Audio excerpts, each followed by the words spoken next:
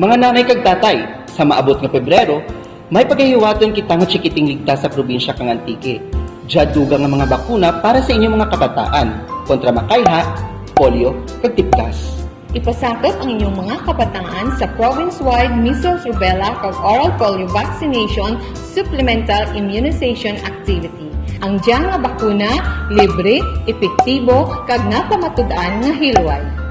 Para sa bakuna kontra tipgas kag makayha, itugro dya sa mga bata nagaedad halin sa 9 ka bulan hasta antes magtungtong ang bata sa 5 ka tuig. Ang iparatanan sa bakuna nga kontra polio, itugro dya sa mga bata nga bagong bunhag hasta antes 5 ka tuig ang anda nga edad.